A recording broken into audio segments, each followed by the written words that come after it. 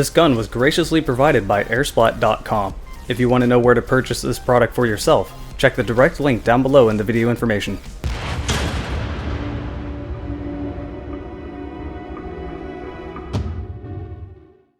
Hey guys, Jarek here. Welcome to my review of the Socom gear Kel Tec PLR-16.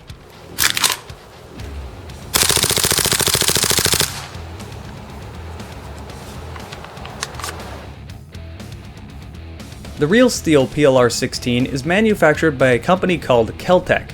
You might already be well acquainted with Kel Tec as they make very interesting firearms, such as the PLR-22, the RFB, and most noticeably, the KSG shotgun. Now they're not the first to make a bullpup shotgun, but they definitely started a new trend of bullpup shotguns, especially dual magazine tube shotguns. The PLR-16 combines a multi-lug rotating bolt design and breech locking system of the AR-15 with a gas piston system. It will accept any Stanag magazine. It's made entirely out of polymer, so it's very lightweight.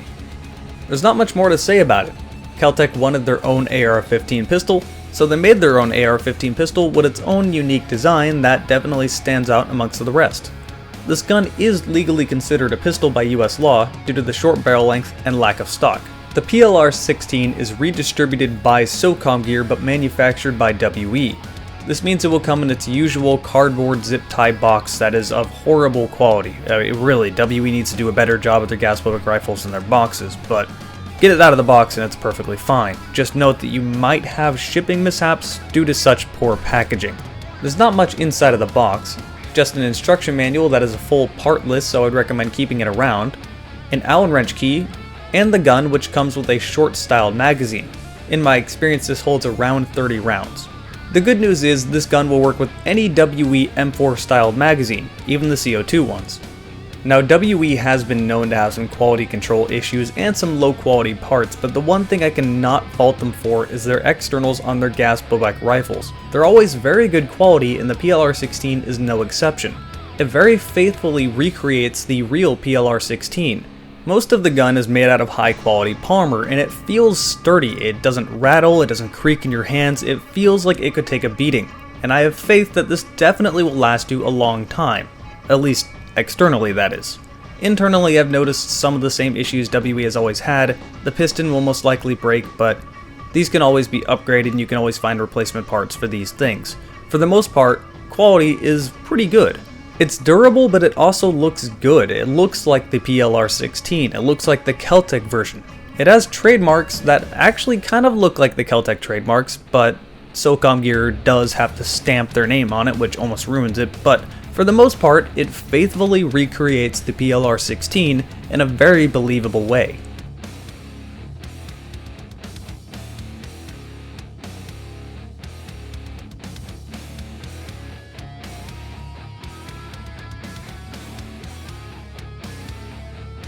When operating the PLR-16, I had a bit of a love-hate relationship. It worked as intended, but it was a little bit awkward. The mag release was just too far forward, slightly too far forward, for me to accurately push reliably. And the selector switch was a little too far back. On top of that, the selector switch has its own issue. Push it over once for semi-automatic, push it over again for full auto, push it all the way back for safety. This means that semi-automatic is sandwiched between full auto and safety, and you can't reliably push it into semi-automatic without taking that extra second to make sure you only put it in semi instead of full. Obviously on the field this will cause issues. In the PLR-16's defense, it does make an audible click when you put it into semi and full, and it works as intended. The magazine roughly holds 30 rounds and operates like any other WE M4 mag, even with the switch on top to allow you to dry fire so it won't activate the bolt catch. This gun does not have a bolt catch release, you simply have to pull the bolt back and let it forward. So if you didn't have this, there would be no way to dry fire the weapon. The bolt did lock back reliably upon firing the last shot, but it would also fall forward without me doing anything after inserting a new magazine. This isn't supposed to happen. It's supposed to stay back until you pull the bolt back and let it slam forward. This didn't hinder the performance, it still shot after I did this, it still pushed a BB into the chamber, but it would be nice if it stayed back and worked as intended. This gun also has a bit of a sticky bolt. Not enough to make the gun jam or any major malfunction to occur, but enough to affect the rate of fire towards the beginning of a magazine. I'm not sure why this is. The gun was cleaned and lubed properly. I'm thinking it's possibly a tight fitting for the bolt, so it will affect the rate of fire. I would say this happened once every 5 magazines or so. It didn't happen every time, but it did happen enough to point it out. Other than these 2 negative things, the gun shot like a dream. Gas consumption wasn't an issue, I never ran out of gas.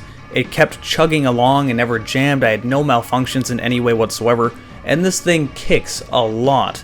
This thing has far more recoil than any other gas blowback rifle I've ever fired, for 3 main reasons. The first one is the obvious, it has no stock, you can't brace it on your shoulder.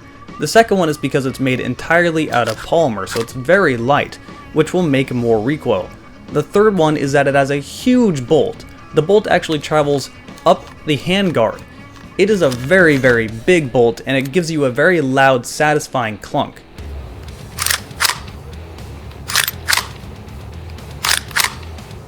In fact, this gun has so much recoil, it rattled one of the lower receiver screws out of the gun. This is concerning and impressive at the same time. You obviously don't want screws coming out of your gun, but the fact that it rattled it that much to knock a screw out is pretty impressive, because it's not like it's loosely screwed in there, it's actually screwed into the gun. This gun also has a fake hammer. It's functional, it doesn't actually strike a primer like the real one would, but it's nice attention to detail. WE isn't the only company that does this, most noticeably GHK does it in their AKs, but it's a nice feature to add in. The sights are very crude, they're not really the best in the world, they're not very adjustable, they do get the job done, but I would highly recommend adding an optic on the top rail. Preferably not a high-powered one, as this obviously isn't a DMR. A red dot will suit you perfectly fine.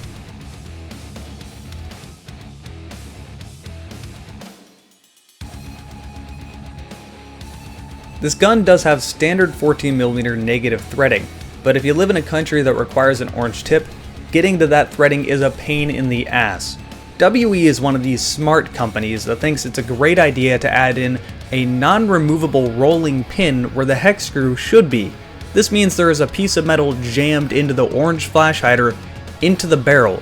The only way to take the orange flash hider off is to literally cut it off, which is what I had to do to get to the threads. It took me all day. So if you don't have a drill bit to drill this out, it's going to be a pain. And even if you do, be careful not to drill into the threads. To any companies watching this, never do this. This is incredibly annoying. The glue seal is bad enough, but that can be broken. Adding a non-removable rolling pin is just asinine.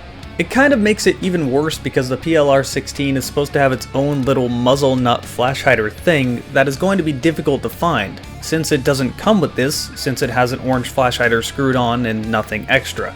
Back in the positive light, this gun does feature a sling mount on the back that feels very sturdy, and I would completely trust this with a 1-point sling. If you feel brave enough, you can use this gun as a secondary by having it hanging next to you on a 1-point sling, but in all reality I don't think anyone's going to do that. It's just a little bit too big to have as a secondary. Disassembling this gun is as easy as removing a rear pin. For the sake of saving time in this video, I won't do a full takedown guide, and instead I will redirect you over to other airsoft YouTube content creators that do a fantastic job. But do note that this gun scores high points for being easy to disassemble, which is mandatory for gas blowbacks. I also forgot to record the hop-up unit adjustment, but that is also very simple. Simply pull back the bolt and adjust it with an Allen wrench key.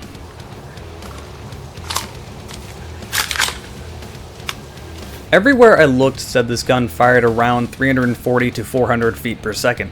My chrono was being a bit picky, but I can confirm the first 5 shots or so of the magazine will actually fire around 420 feet per second, which is obviously a bit hotter than a lot of fields allow.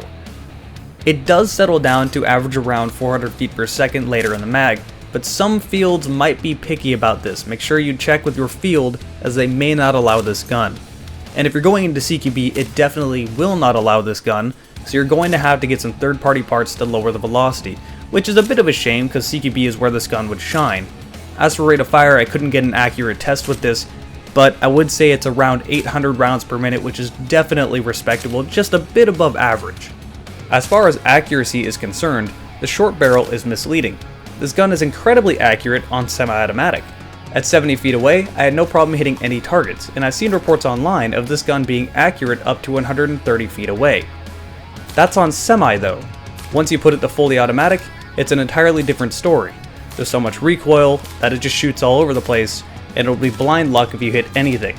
This can definitely benefit you in a CQB situation, but if you're trying to have any bit of accuracy, just keep it on semi-automatic, otherwise you'll be wasting ammo. But I digress. This is a deceivingly good choice for woodland games. There's even a stock attachment for it if you wish to buy that, though it's incredibly overpriced at $75, so I don't think anyone's doing that anytime soon. Plus, I think a stock just kinda defeats the point of an AR pistol to begin with. And if you lower the velocity, it's an obviously good choice for CQB. Where does that leave us with the PLR-16? Well, let's go over the pros and cons, starting with the negative. It has the orange flash hider from hell that's nearly impossible to remove. It has awkward operations. It's WE, so it has suspect internals that might need to be replaced. And it has a sticky bolt. But for the positives, it has great externals that are authentic to the real Kel Tec PLR-16. It has tons of recoil, it's very accurate on semi-automatic, and it uses WE M4 mags. And to top it all off, it's very affordable. This gun, I would say, is cheap as far as the price goes. It's $175 virtually on any website, but Airsplat has it on sale right now for $130. For those of you watching a few months in the future that missed off on the sale, I'm sorry, I apologize, this is an amazing price.